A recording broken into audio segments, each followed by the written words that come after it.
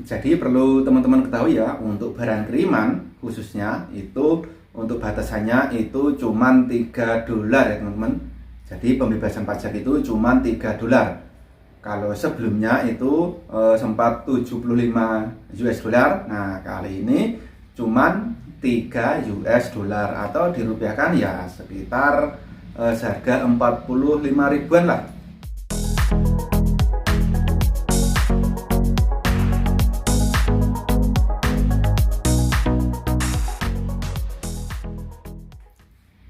Halo, assalamualaikum. Kembali lagi ya teman-teman, bareng saya di channel Novan YK. Bagi teman-teman yang ada di luar negeri, khususnya TKI ya, terkadang kita mempunyai keinginan untuk memberikan oleh-oleh ataupun kiriman dari luar negeri untuk keluarga yang di Indonesia. Entah itu pakaian, mainan, ataupun keperluan yang lain. Tetapi terkadang banyak sekali teman-teman di luar sana yang belum mengetahui untuk aturan barang kiriman. Apalagi itu dikirim melalui pos ataupun EMS ya. Sehingga ketika keluarga menerima, nah itu kaget. Kok ini kena pajak banyak sekali? Nah itu bagaimana?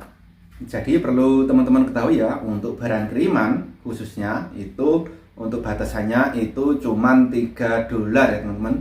Jadi pembebasan pajak itu cuma $3. Kalau sebelumnya itu sempat 75 US dollar. Nah, kali ini cuma 3 US dollar atau dirupiahkan ya sekitar seharga 45 ribuan lah. Kalau barang kita seharga kurang dari 45 ribuan itu, nah itu bebas pajak. Tetapi kalau lebih dari itu, nah itu pastinya akan kena pajak ya teman-teman. Entah itu beli lewat online di luar negeri ataupun kiriman langsung ke kantor pos lewat EMS, nah itu akan tetap kena pajak ya teman-teman. Dan hal ini aku pernah ngalami sendiri ya teman-teman. Jadi aku kirim barang itu dari Korea, nah itu seharga 50 ribuan won. Kalau didolarkan itu sekitar 38 dolar.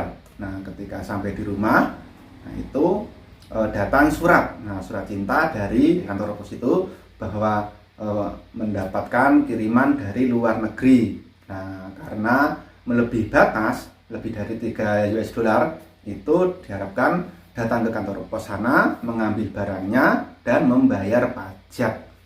Dan barang waktu itu yang aku kirim itu adalah barang kosmetik ya. Nah itu kena pajak itu 100 ribuan, padahal harganya itu cuman 38 US dollar. Kalau didolarkan misalkan dirupiahkan ya sekitar 500 sampai 600 ribuan.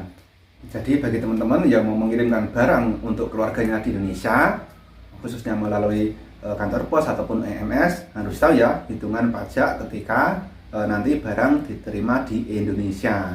Nah di sini akan saya berikan gimana sih cara menghitungnya dengan cepat sesuai dengan aturan yang diberlakukan bea cukai. Oke ya, sekarang di HP kita ini sudah terinstall mobil bea cukai untuk menghitung cepat pajak barang kiriman. Kita masuk ke mobil bea cukai. Nah, di sini ada tampilan kayak gini ya. Nah, kita bisa langsung pilih yang hitungan pungutan. Nah, ini.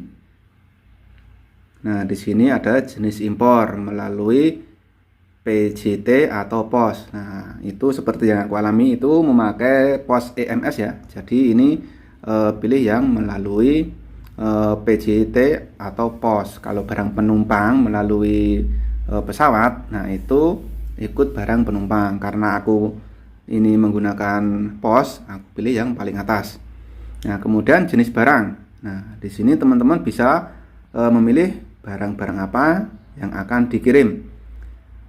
Berhubung aku kemarin itu mengirimkan untuk kosmetik, nah ini kosmetik ya, aku pilih yang kosmetik lainnya. Kemudian untuk mata uang, nah mata uang ini misalkan di sini tidak ada, teman-teman bisa konversi ke USD ataupun ke rupiah di paling bawah ini. Nah aku kemarin tuh kan lewat Korea won ya, itu 50 ribuan. Nah di free on board ini harganya sekitar 53.000. Nah 53.000. Kemudian insuran ini tidak ada ya. Kemudian freight ini juga tidak perlu. Kemudian yang paling bawah ini NPWP, itu ya atau tidak itu tergantung teman-teman. Jika tidak punya ya pilih yang tidak. Kemudian tinggal hitung sekarang.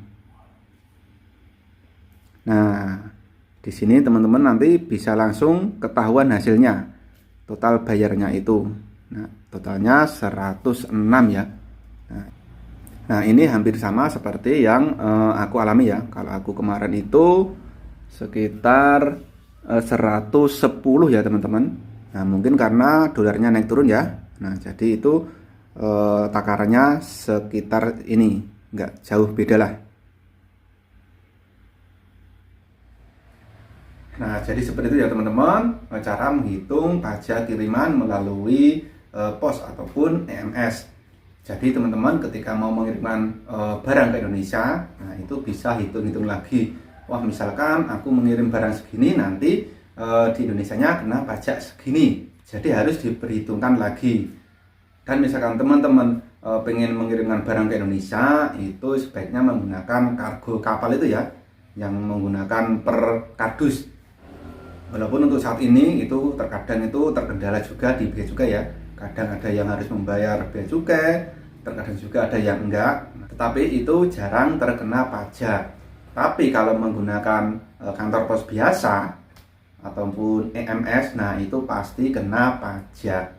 Untuk hitung-hitungannya ya seperti tadi itu. Aku juga sudah merasakannya seperti itu. Udah 4 kali kalau nggak salah itu ya. Itu emang kayak gitu ya. Kalau dulu yang aturannya belum ada itu nggak kena. Nah itu udah 4 kali ini kena seperti itu terus. Jadi seperti itu ya teman-teman, informasi saat ini semoga bisa memberi wawasan kepada teman-teman semua. Oke, sampai di sini dulu, sampai ketemu lagi di video berikutnya. Wassalamualaikum.